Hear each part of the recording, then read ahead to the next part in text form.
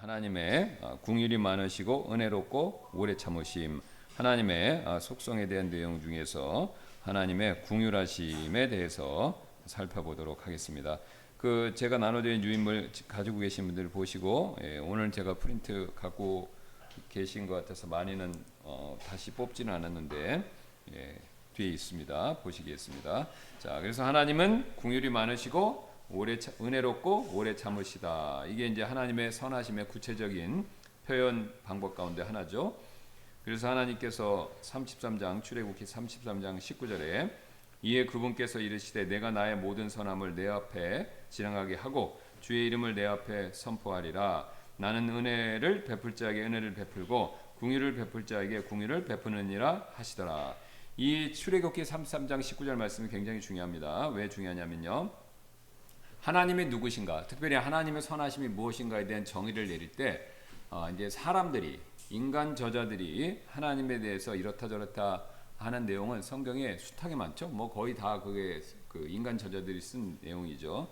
그런데 출애굽기 33장 19절은요, 하나님이 자신에 대해서 스스로, 자기가 자신에 대해서 스스로 선포하고 가르쳐 주신 거의 유일한 구절입니다. 사실은 거의 이거밖에 없다 보시면 됩니다. 그러니까 이거를 보통 뭐라고 표현하냐면 일종의 하나님의 자기소개서. 그러니까 하나님이 내가 누구라는 것을 스스로 가르쳐 주시는 제일 직접적인 구절이에요. 다른 구절들은 하나님이 하시는 말을 듣고, 다른 구절들은 이제 관찰이나 성령의 감동을 받아서 하는 얘기인데, 이 구절은 하나님이 직접 나타나셔서 나는 이렇다 이렇게 선포하고 선언하시는 거죠. 그래서 성경에서 이제 긍휼하심, 은혜로우심, 오래 참으심, 요 세 개를 보통 세트로 얘기를 많이 하죠. 각각 얘기하기도 하지만 이 세 개가 세트로 꼭 삼총사로 이렇게 언급을 많이 하십니다. 그래서 우리가 지난 시간에 봤듯이 그 세 개가 세트로 언급된 내용들이 성경에 많이 나오고요. 그 중에서 이제 우리가 오늘 긍휼하심에 대해서 살펴보도록 하겠습니다. 그래서 하나님은 긍휼이 풍성하신 분이십니다. 이렇게 역대기상 16장 34절, 고린도후서 1장 3절에 말씀하고 있죠. 오 주께 감사하라. 이는 그분은 선하시며 그분의 긍휼은 영원토록 지속되기 때문이로다.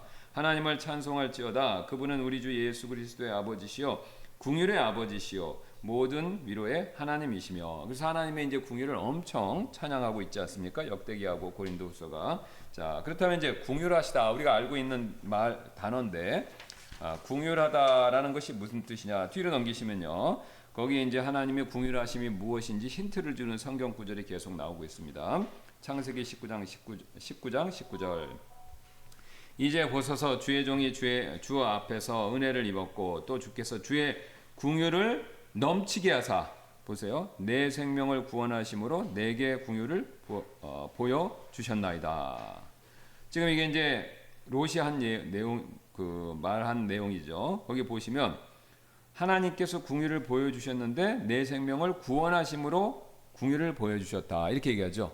그러니까 이제 긍휼이 무엇이냐라고 했었을 때, 생명을 구원해 주심. 그러니까 생명이 위태롭고 어려운 가운데 있을 때 그 생명을 살려주고 도와주는 게, 그게 긍휼이다, 이렇게 지금 성경이 스스로 정의를 하고 있습니다. 그 다음에 창세기 24장 27절, 그가 이르되 내 주인 아브라함의 주 하나님을 찬송할지로다. 내 주인에게 그분의 긍휼과 그 다음에 그분의 진리가 결핍되지 않게 하셨으며 내가 길에 있을 때 주께서 나를 인도하사. 보세요, 내 주 안에서 그분의 긍휼이라고 얘기하고 있죠. 근데 그 긍휼의 내용이 뭡니까? 내가 길에 있을 때 주께서 나를 인도하사. 그러니까 지금 아브라함의 종이 이삭의 아내, 그죠? 리브가를 찾으러 가는데 완전히 서울 가서 김서방 찾기지 않습니까? 어떻게 갔습니까? 그러면 아브라함이 뭐라고 했어요? 가면 하나님 가르쳐 주신다 그랬잖아요. 그러니까 그냥 무작정 그냥 지참금으로 쓸 걸 낙타에 태우고 무조건 왔지 않습니까? 그런데 이제 왔는데 어떻게 했어요? 우물가에서 기도를 했잖아요. 이게 하나님 좀, 이게 뭐 진짜 알지도 못하는 사람을 찾아야 되는데, 보지도 듣지도 알지도 못하는 사람을 데려가야 되는데 어떻게 하면 되겠습니까? 그 사인을 보여달라고 그랬잖아요. 물 뜨는 거. 그래서 그걸 얘기하니까 결국 하나님이 보여주셔서 리브가를 진짜 우연 같은 필연을 통해서 만나게 해주셨잖아요. 그래서 그 내용을 보여주는 거죠. 그래서 긍휼이 뭐냐라고 했을 때, 내가 길에 있을 때 주께서 나를 인도하사. 그러니까 이 종이 굉장히 큰 부담, 어려운 태스크, 그렇죠. 굉장히 큰 임무와 직무를 맡고 왔는데 그 어려운 가운데 있을 때 하나님께서 가르쳐 주시는, 도와주시는, 그것을 궁율이다 이렇게죠. 어려운 일이 있을 때 하나님께서 도와주시는 것, 이게 이제 궁율이다 이것을 보여주고 있죠. 창세기 32장 10절입니다. 이제 야곱 얘기죠. 나는 주께서 주의 종에게 보여주신 모든 궁율과 모든 진리 중에서 가장 작은 것이라도 감당할 수 없사오니 이는 내가 내 지팡이로 이 요르단을 건넜으나 지금은 내가 두 때나 이루었기 때문이니이다. 지금 이제 야곱이 정말로 지팡이 하나 들고 빈털터리로 가지 않았습니까? 자기 집에서 거의 쫓겨나다시피. 그런데 지금 이제 어쨌든 하나님의 섭리로 하나님께서 기적같이 여러 방법을 통해 도와주셔서 두 때, 양떼가 지금 두 때가 되도록 엄청난 재산, 뭐 이게 목축을 하니까 가축이 재산이잖아요. 엄청난 재산을 받아갖고 오고 있는데 그게 뭐다? 궁율이다. 그렇죠? 왜 그러면 그게 궁율입니까? 자기 외삼촌 라반이 어떤 사람이에요? 자기보다 몇 단수 위잖아요. 잘못하면 거기서 평생 뭐 해야 됩니까? 종살이 했어야 되잖아요. 자기 재산은 하나도 없이 그냥 라반이 주는 먹여주고 재워주는 것만 하고 자기 몫은 하나도 없는 거잖아요. 그냥 라반의 양떼만 계속해서 그거를 양관리해주고 라반의 재산만 불려주는 거지 않았습니까? 자기는 지금 부인이랑 아이들은 어디로 가야 돼요? 약속의 땅으로 가야 되잖아요. 근데 약속의 땅으로는 가지도 못하고 라반 좋은 일만 하고 있는 상황인데 그렇다고 또 장인이다가 외삼촌이니까 싸우고 갈 수도 없고. 그러니까 이제 야곱은 사면 초가였지 않습니까? 빈털터리에다가 나갈 수도 없고 계속 있을 수도 없고. 그러니까 완전히 지금 꽉 낀 상황이죠. 그랬는데 하나님께서 궁유를 베풀어 주셔갖고 재산도 모으게 해주시고 그 다음에 방법은 좋은 건 아니지만 어쨌든 후다닥 도망쳐서 거기서 이제 또 한번 난리가 날 뻔했지만 하나님의 은혜로 또 싹 화해하고 넘어갔지 않습니까? 자, 그렇게 하나님께서 지금 자기의 어려운 가운데 있을 때 궁유를 베풀어 주셨다. 그러니까 역시 어려운 일 가운데 함께 해주시는 거. 그 다음에 39장 21절. 근데 이제 요셉 얘기죠. 그러나 주께서 요셉과 함께 계시고 그에게 궁유를 보이사 감옥의 감수의 눈앞에서 은총을 베푸시더라. 그렇죠. 지금 앞에서 쭉 보셨을 때 롯이나 뭐 아브라함의 종이나 야곱이나 요셉까지 다 공통적으로 하는 얘기가 있습니다.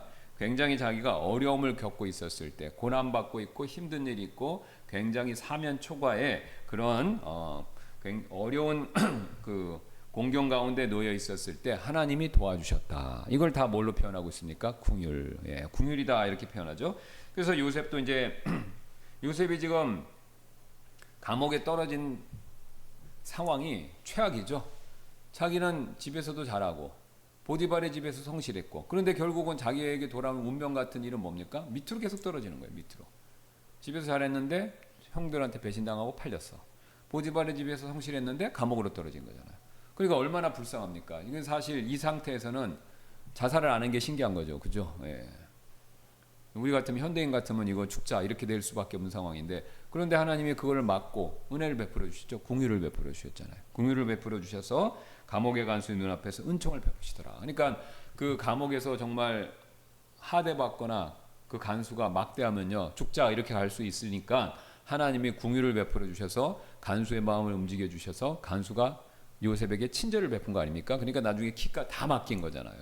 그래서 요셉을 격려해 주셔서 감옥에서 견딜 수 있게 해주신 거죠. 자, 그 다음에 사무엘기하 24장 14절. 다윗이 가세에게 이르되 내가 큰 공경에 처했도다. 주의 궁율이 크심으로. 그렇죠. 우리가 주의 손에 떨어지고 사람의 손에 떨어지지 않기를 원하노라 하더라. 공경에 처했는데 거기서 주의 궁율이 크심으로. 그렇죠. 그러니까 공경에 있으면 궁율 이렇게 얘기합니다. 그러니까 궁율은 어려운 가운데 있는 사람을 도와주시는 하나님의 선하심 이렇게 지금 그게 계속해서 드러나고 있죠. 그 다음에 신약에도 똑같습니다. 에바브로디도 아시죠? 이는 참으로 그가 병들어 거의 죽게 되었으나 하나님께서 그에게 궁유를 베푸셨고 그렇죠. 근데 여기서 놀라운 공통점이 또 있습니다. 지금 나와 있는 성경 인물들이 어려운 가운데서 하나님의 도움을 받았는데 내가 기도 열심히 해서 봉사 잘해서 헌신해서 하나님 도와주셨다는 얘기가 한마디도 없어요. 그냥 뭐에 대해서 얘기해요? 하나님의 성품에 대해서요. 하나님의 선하신 성품. 그 중에서도 어려운 가운데 있는 사람을 불쌍히 여기는 하나님의 호의. 여기다 호소를 하는 겁니다. 그러니까 하나님이 이거 굉장히 중요한 겁니다. 하나님이 우리의 기도를 들어주시고 우리를 어려움에서 도와주시는 근본적인 이유는요. 우리가 기도 많이 했다, 헌신 많이 했다, 봉사 많이 했다, 성경 지식 많이 한다, 전도 선교 많이 했다가 아니라는 겁니다. 그 앞에 뭐가 있냐면 하나님의 긍휼이 있는 거예요. 우리가 전도 많이 했다 이런 걸로 하면요. 어려움에 처해지도 말아야 되고 어려움에 처했었을 때 전도나 뭐 이런 거 우리 헌신 이런 거 많이 있으면 그걸로 하나님이 곧바로 해주셔야 돼요. 근데 그렇지 않잖아요. 그죠? 그럼 왜 하나님이 우리를 도와주시냐? 왜 우리를 어려움으로부터 구출해 주시냐? 이거는요. 하나님의 선하심, 긍휼하심 여기에 근거가 있는 겁니다. 여기에 근거 있는. 이거 아이들 보시면 알아요. 아이들을 우리가 왜 부모로서 아이들을 잘 키웁니까? 우리 아이들 가운데 성실하고 말 잘 듣는 아이들도 있어요. 그래서 어렸을 때부터 철 들어갔고 엄마 아빠 속 안 썩이고 그 다음에 부모님 하는 거 도와주고 공부 잘하고 그죠? 그러면 또 다른 자녀는 그러지 않은 자녀가 있어요. 그죠? 속 썩이고 공부 안 하고 엉뚱한 짓 하고. 그럼 두 자녀가 대비되지만 그렇다고 해서 부모가 어떻습니까? 차별하나요? 물론 인간 부모는 차별할 수 있지만 사실 하나님의 선하심을 듬뿍 입은 부모일수록요 똑같고 오히려 말 안 듣는 자녀한테 더 해주게 돼 있어요. 그렇죠? 불쌍하잖아. 봐요. 왜냐하면 두 아들이 있는데 자녀가 있는데 얘는 너무 잘해. 그래서 앞가림을 잘할 것 같아. 그럼 얘는 별로 걱정 안 되죠. 근데 얘는 말을 안 돼서 앞가림을 못할 것 같아. 그러면 누가 더 불쌍합니까? 부모 입장에서? 말 안 듣는 애가 더 불쌍하잖아요. 얘 앞으로 어떻게 인생을 살 건가 참. 그러니까 걔한테 더 해주게 돼 있어요. 그렇죠? 그럼 인간 부모도 정상적인 인간 부모도 못하는 사람한테 더 불쌍히 여기는 마음을 갖는데 하나님은 어떠시겠습니까? 그러니까 하나님이 우리를 도와주시고 구출해 주시고 함께 해 주시고 정말로 우리의 매 순간 힘들 때 하나님께서 우리와 함께 해 주시는 이유는요. 우리의 어떠함에 그 근거가 있는 게 아닙니다. 물론 그렇다고 해서 우리가 아무렇게나 해도 긍휼입니다. 그런 뜻은 아니죠. 우리가 그렇게 하면은 하나님이 더 긍휼을 베풀어 주시는 건 있어요. 그건 사실이지만 그거는 하나님의 기본적인 긍휼하심에다가 플러스 알파가 되는 거지. 하나님이 우리를 도와주시는 맨 밑바닥에 있는 기초 원리는요. 하나님 스스로가 선하시기 때문에 그렇습니다. 이걸 우리가 명심해야 돼요. 그러니까 정말로 우리가 하나님의 도움을 받으려면요. 하나님 뭐 내가 뭐 했으니까요 라는 기도보다는요. 하나님의 선하심, 특히 긍휼하심에 호소를 해야 됩니다. 그리고 정말 설득력 있게 하려면 지금 나와 있는 인물들의 이 내용들이잖아요. 그거를 막 읊조리시면서 아니면 외우시기 어려우면 이거를 들고라도 하나님 이렇게 야곱한테 긍휼을 베풀어 주셨잖아요. 요셉한테 긍휼을 베풀어 주시지 않았습니까? 아브라함에게 종에게 긍휼을 베풀어 주시지 않았습니까? 그러면 저도 이렇게 불쌍한 상황과 어려운 상황인데 긍휼을 베풀어 주옵소서 하면 하나님의 마음이 움직이기 시작한다는 거예요. 이게 응답받는 기도의 비밀입니다. 나의 어떠함이 아니라 보세요. 우리는 자꾸 나의 어떠함에 근거해서 하나님이 들어주기를 바래요. 근데 그거는 글쎄요라니까. 하나님 보실 때 반반이에요. 글쎄라니까. 글쎄. 왜요? 우리의 어떠함이 완벽한 게 아니니까. 근데 하나님의 어떠하심에 근거해서 간구하면요. 그거는요. 하나님께서 응답하시는 기도의 비결입니다. 왜? 하나님은 속된 말로 하면 이런 얘기 할게요. 너무 착해갖고 그 하나님의 착한 부분에 대해서 얘기를 하면요. 하나님의 마음이 움직이시는 거예요. 그러니까 우리가 예를 들어서 그러니까 우리 불의한 재판관이나 뭐 예수님 비유로 말씀하셨잖아요. 그 사람이 아무리 별로라고 하더라도 그 사람에게 긍휼, 그 사람의 긍휼에 호소라면 사람의 마음이 움직인다니까요. 그죠? 쉬운 예로 애가 있는데 이제 잘못했어. 혼내려고 그러는데 어떤 애는 막 매만 들어도 막 울고 빌잖아요. 그죠? 그러면 매를 들맞게 돼 있어. 그렇죠? 예. 일부러 했는지 아니면은 그냥 무서워서 그랬는지 어쨌든 그렇게 되면은 불쌍한 마음이 더 들잖아요, 사실은. 버티는 것보다는 비는 게 낫다니까. 예. 그러니까 매를 번다 그러잖아요. 잘못했는데 말 대답하면 뭐예요? 한 대라도 더 맞지, 그죠? 예. 근데 잘못했는데 무릎 꿇고 눈물로 호소하고 잘못했다 그러고 빌면은 그러면 더 불쌍하게 여기죠. 예. 그럼 우리 인간이 왜 그런 걸 보고 불쌍히 여기냐? 하나님의 형상으로 지음받아서 그렇습니다. 그러니까 하나님이 그러신 분인데 우리가 그렇게 하나님께 붕어빵 찍듯이 그 부분은 딱 이렇게 딱 찍혀서 나와 있기 때문에 우리 마음의 심중에게 찍혀 있기 때문에 그런 모습을 보면 그런 모습을 보고 궁율에 호소하면 우리가 움직이는 이유는 하나님이 그러시기 때문에 그런 거예요.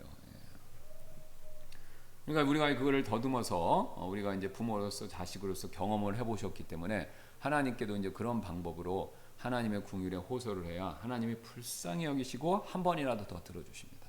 한 번이라도 들어주세요. 그리고 궁율에 호소하면요, 내 의나 내 자랑이 나오지를 않아요. 그렇죠? 그리고 또 이미 겸손함이 전제로 되어 있어야 되고, 그렇죠? 그러니까 내 의가 있으면요, 하나님의 궁율에 호소를 안 해요. 자, 애가 있는데 딱 혼내려고 하니까 한 명은 막 빌어요. 근데 한 명은 말을 잘 들었어. 그러니까 나 이거 그동안 말 잘 들은 거 그거 기억해 주셔야 돼. 막 이런 식으로 나오면 이런 식으로 나오면은 어떻습니까? 좀 이거 봐라 이렇게 나오죠, 그죠? 그걸 막 인정해주고 막 하는 것보다 너 그러면은 지난번에 말 안 들었잖아 이렇게 나가죠, 부모도. 과거에 말 잘 듣는 게 문제가 아니라 너 지금 이게 잘못한 게 문제잖아. 이렇게 간다니까요, 그렇죠? 근데 막 우는 애는 지난번도 봐주셨는데 이번 한번 봐주시면 안 될까? 이렇게 하면은 그게 더 효과가 있죠. 효과가 있죠. 자, 그래서 우리가 하나님의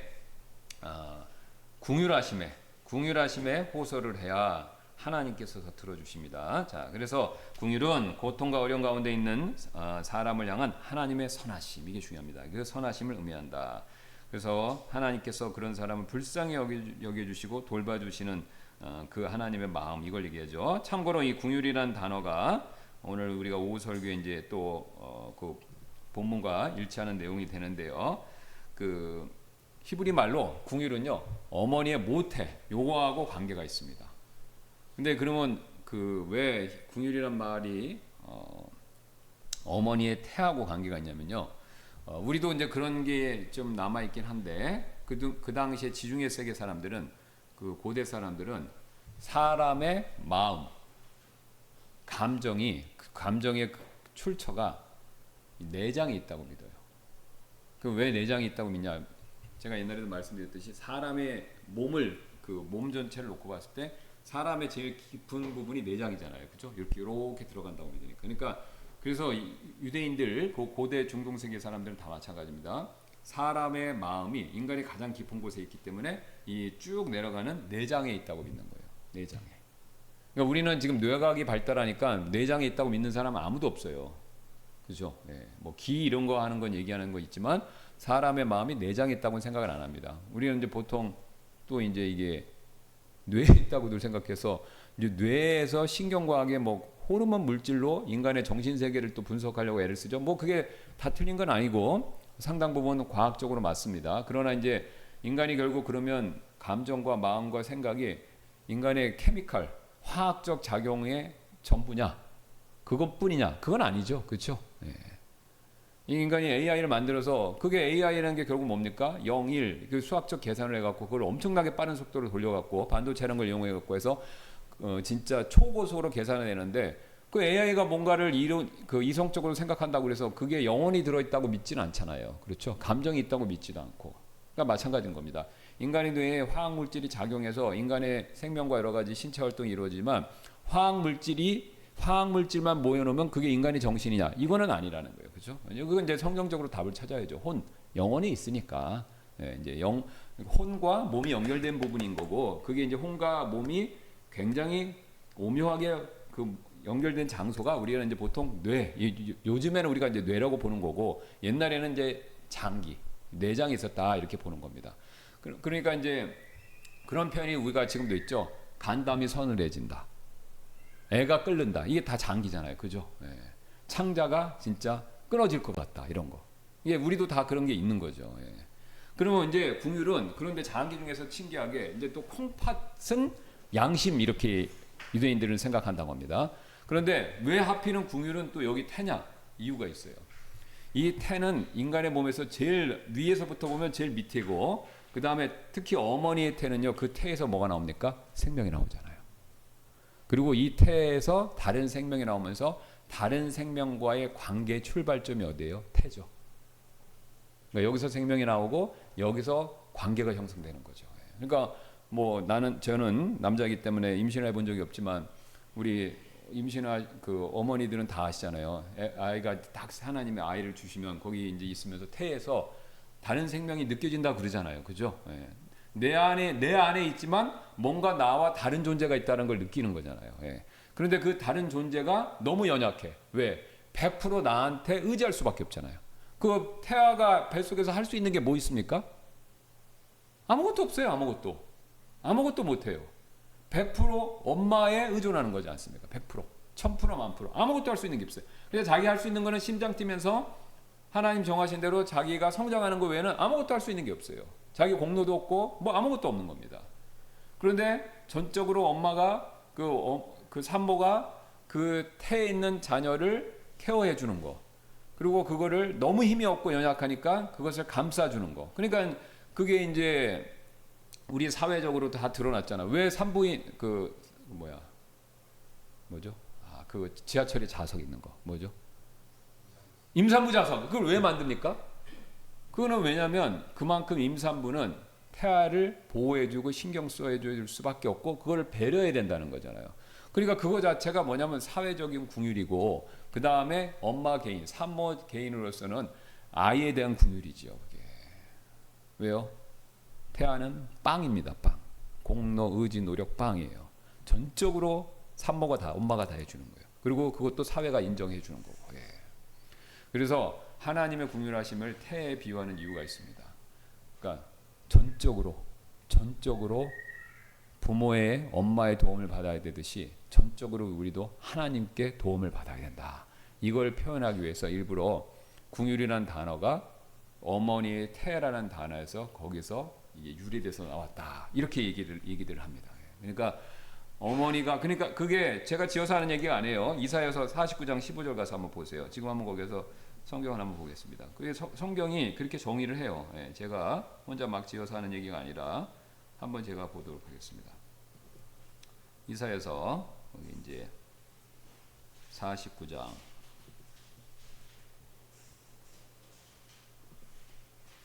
성경은 성경이 정의하는 걸 보셔야 제일 정확히 알 수 있지 않습니까? 예, 보세요. 거기.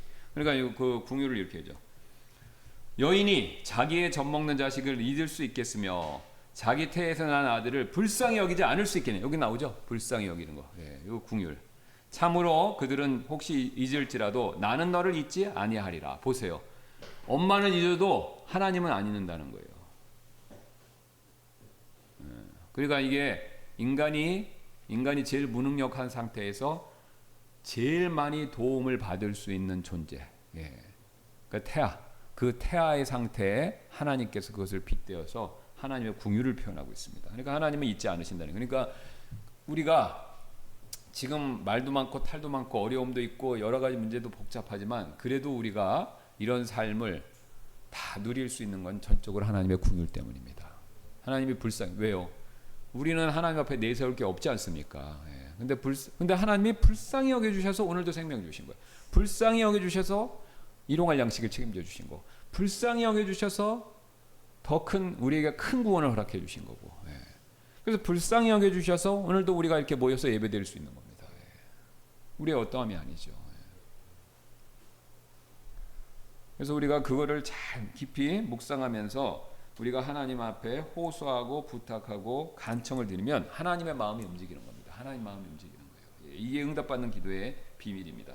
그래서 하나님께서는 모든 창조물에게 자신의 공유를 베푸십니다. 근데 우리만 베푸시는 게 아니라 모든 창조물에게 베푸신다. 시편 145편 9절. 주는 모든 것들에 보세요. 모든 것들에게 선하시고 그분의 친절한 공율들은 그분께서 지으신 모든 것들 위에 있나이다. 그렇죠.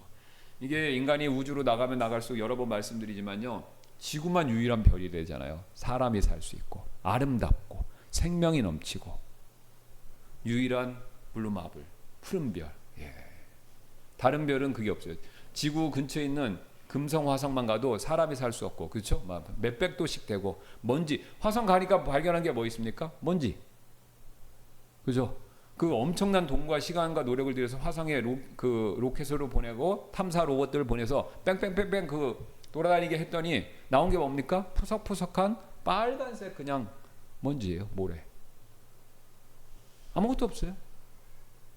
아무것도 없어요. 물도 없어요. 물이 있을 거로 추정하고 싶지만 이런 강 같은 물이 한 방울도 없는 거예요. 금성은 어떻습니까? 더 가까운데. 그건 지옥이잖아요.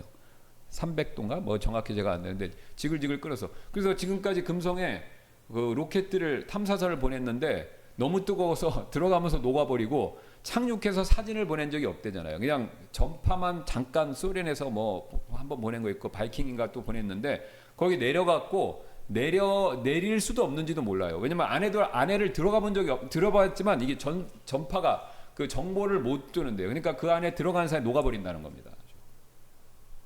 금성은 지옥이라고 그러잖아요. 그러니까 아마 지글지글 끓 거예요. 그러니까 내려가자마자 그냥 녹아버릴 수도 있는 거죠.